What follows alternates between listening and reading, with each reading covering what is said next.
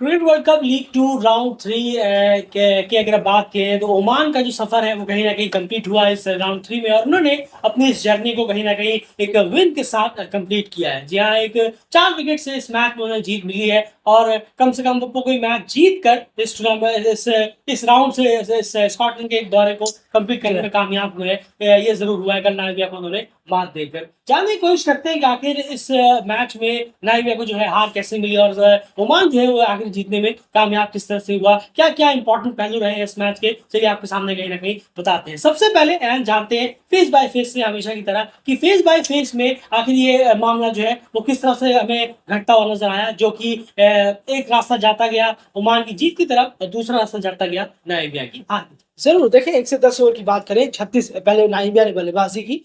1 से 10 ओवर में नाइजीरिया ने 36 रन बनाए 1 विकेट के नुकसान पर। वहीं ओमान ने इस पहले पावर प्ले में 53 रन 53 रन किए 2 विकेट के नुकसान पर। पहला फेज जो है वो ओमान के नाम रहा। दूसरे फेज की बात करें 11 से 40 की अगर, तो यहाँ पर 99 रन बनाए नाइजीरिया ने 3 विकेट के नुकसान पर। वहीं ओमान ने 112 रन बनाए 3 विकेट के नुकसान पर। यह फेज भी ओमान के नाम रहा। आखिर की फेज की बात करें 41 से 50 ओवर की, तो यहाँ पर 65 रन बनाए नाइजीरिया ने 5 विकेट के नुकसान पर। और वहीं पर 31 रन जोड़े ओमान ने 32 रन जोड़े 1 विकेट के नुकसान पर। और तो ये फेज बाय फेज रहा। ये फेज भी, डेथ फेज भी ओमान के नाम रहा। वहीं पर अगर हम देखें, नाइजीरिया ने पहले बल्लेबाजी करते हुए 196 रन बनाए 9 विकेट के नुकसान पर 50 ओवर खेलने के बाद, जिसमें 190 डॉट बॉलें भी शामिल थी। वहीं ओमान जब उसको चेस करने आया तो 5 बॉल रहते हुए, सिर्फ 5 बॉल रहते हुए उन्होंने इस चेस को कंप्लीट किया। बिल्कुल 189 डॉट बॉल से भी खेली, एक डॉट बॉल कहीं ना कहीं नामीबिया से कम। देखिए फेस बाय फेस हम जो आपके सामने रखते हैं उसको उसको क्यों रखते हैं, उसके पीछे एक रीजन कहीं ना कहीं आप यहाँ पे समझते हैं। देखिए क्लियरली इस फेस बाय फेस में आप समझ पाएंगे कि नामीबिया आखिर ओमान से पिछड़ा था।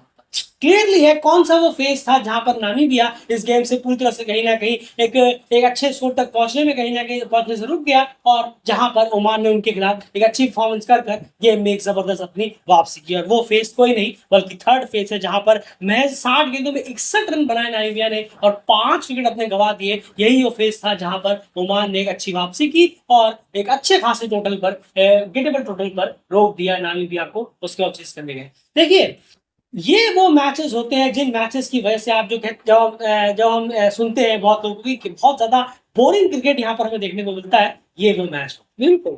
ना पिच में कोई टफनेस है, ना कोई ऐसी पिच हो रही है कि आपको मतलब ना कोई ऐसी अनप्लेबल डिलीवरीज आपके सामने आ रही है, फिर भी आप अननेसेसरी इतना स्लो खेलते हैं। दोनों ही टीमों ने बहुत ही ज्यादा आप कह सकते हैं एक मीडियोकर और बहुत ही ज्यादा बोरिंग काइंड ऑफ क्रिकेट कल हमें प्रेजेंट कर दिया।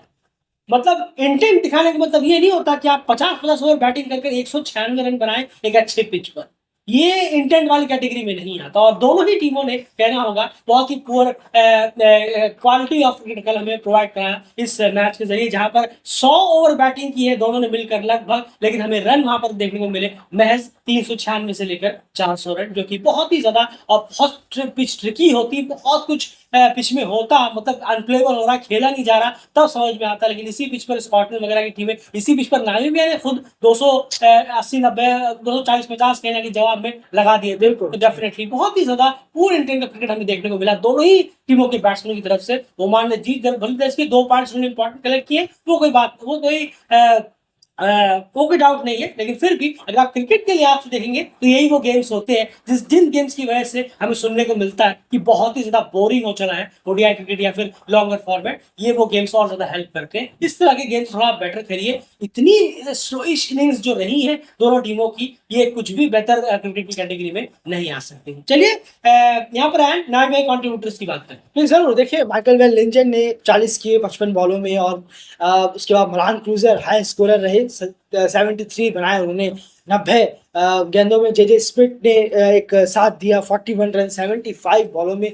स्ट्राइक रेट का जैसा आपने कहा ही कि बहुत लो स्ट्राइक रेट के साथ बल्लेबाजी की। साथी बल्लेबाज जो थे वो बहुत जल्दी आउट हुए, जैसे कि आप देखें नोहान लॉरेंस 4 रन, जान फ्राइलिंग 12, गहारे रासमस इस बार नहीं चल पाया, 8 रन बनाकर आउट हुए। और लोअर ऑर्डर ने भी कोई खासा साथ दिया नहीं, बहुत जल्दी पेविलियन लौटे हैं, चाहे टॉप ऑर्डर के हो और लोअर ऑर्डर के बल्लेबाज। और जो टिके हुए थे, जो बल्लेबाज खेल रहे थे, लिंजन हो, क्रूजर हो या जे स्मिथ हो, तो काफी ज्यादा स्लो इनिंग रही है, थोड़ी सी तेज होती, 85-90 की स्ट्राइक रेट से इनिंग होती तो काफी बेहतर होता, काफी आप अच्छा स्कोर देख सकते। तो बिल्कुल बड़ी समझ से भरे हैं। आपने पूरे 50 ओवर बैटिंग भी कर ली, आपका एक विकेट बच भी गया और आप 230-250 तक भी टच नहीं कर पाए। ना ही पिच कोई इतनी डेमोन हो रखी है कि जहां पर आप खेल ही नहीं पा रहे हो। खैर बड़ी समझ से परे, इसे हम कहते हैं पुअर बिल्कुल। कैटेगरी ऑफ क्रिकेट, जहां पर आप खड़े तो रह गए 50 ओवर लेकिन रन आपने कुछ भी नहीं किए। बॉलिंग डिपार्टमेंट की तरफ हम चलते हैं। यहाँ पर बिलाल खान ने एक बहुत ही इंक्रेडिबल रिकॉर्ड कहीं ना कहीं जरूर, बनाया, जरूर। इसके बारे में आपको अपडेट दी, लेकिन यहाँ रिकॉर्ड की बात नहीं करेंगे, यहाँ बॉलिंग एनालिसिस की बात करेंगे। यहाँ नहीं, बिल्कुल देखिए बहुत अच्छी बॉलिंग रखी है और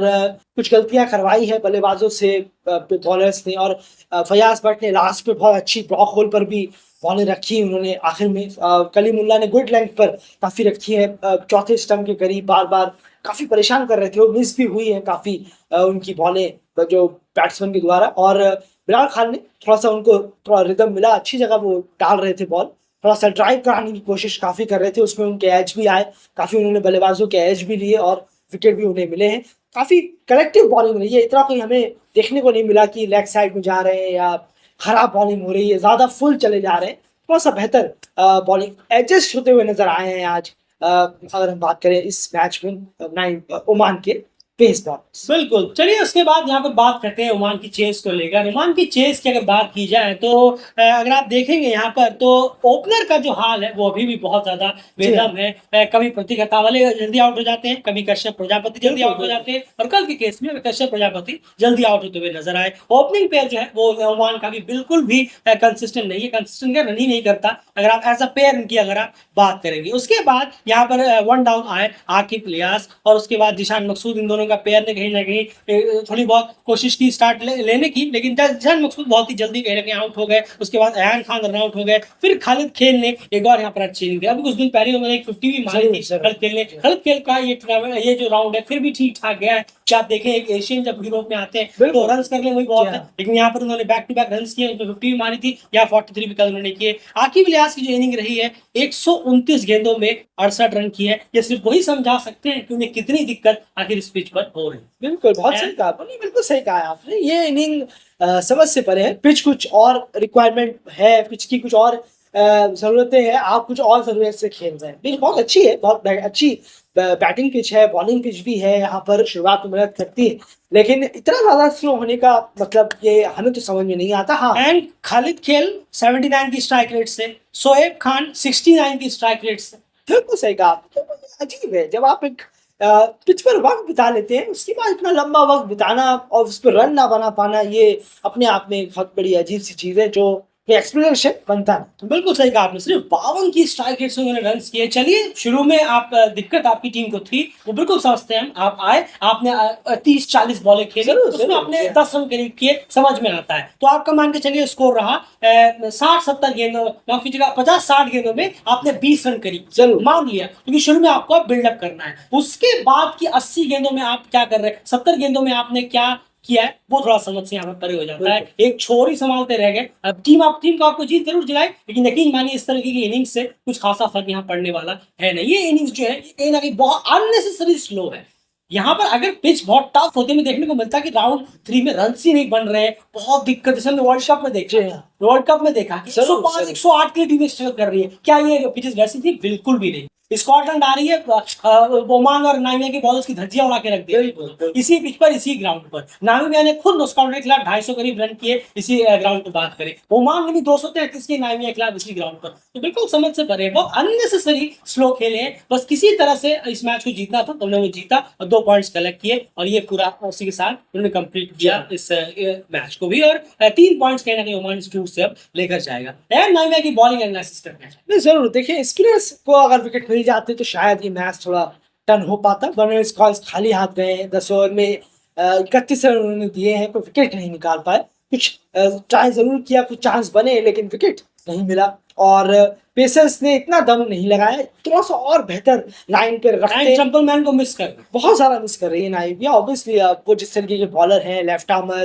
पेस है उनके पास और लाइन है उनके पास, बहुत अच्छी लाइन पर रखते हैं, तो उनको काफी मिस कर रही है। पर जरूर है कि थोड़ा सा और बेहतर हमें नजर आता, क्योंकि पूरा 100% नहीं, 50 या 55% हमें नजर आई है पेस बॉलिंग यहाँ पर अप टू द मार्क, पर और बेहतर यहाँ होना चाहिए था। बहुत जगह पर मिस हुए हैं, फील्डिंग वहाँ होनी चाहिए थी, वहाँ पर फील्डिंग है नहीं, स्लिप कई बार गायब है, जबकि आप देख रहे हैं कि थोड़ा सा वेदर आपके अगेंस्ट में नहीं, आपके फेवर में पेस बॉलर्स की मैं बात कर रहा हूँ। जी। पर स्पिनर खासकर ब्रायन स्कॉट थोड़ा सा खाली हाथ गए, अगर उन्हें 1-2 विकेट मिल जाते तो मोमेंटम थोड़ा सा शिफ्ट हो सकता। बिल्कुल सही कहा आपने। 19 ओवर करीब डाले हैं एंड ग्रांड रासमस और ब्रायन स्कॉट, जो कि बहुत विकेट्स आजकल निकाल रहे हैं नाइजीरिया के लिए स्पिन डिपार्टमेंट से। उन्होंने 19 ओवर में 60 रन दिए, जो कि ठीक है, लेकिन बिल्कुल, विकेट टैली विकेट में 0 है, जो कि लगातार आप कहते हैं कि विकेट्स अगर नहीं निकाल पाएंगे आप तो मामला ज्यादा जाएगा नहीं, खास करके अब लिमिटेड फॉर्मेट की अगर बात करें। फिलहाल इस एनालिसिस में इतना ही। अब नाइजीरिया के पास एक ही मौका और है कि स्कॉटलैंड को हराकर यहाँ पर पॉइंट्स और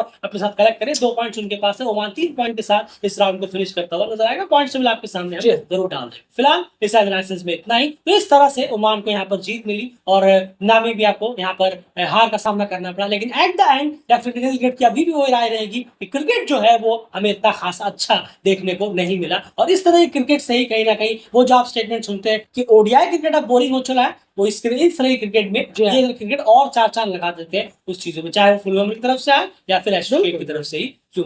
फिलहाल इस वीडियो में बस।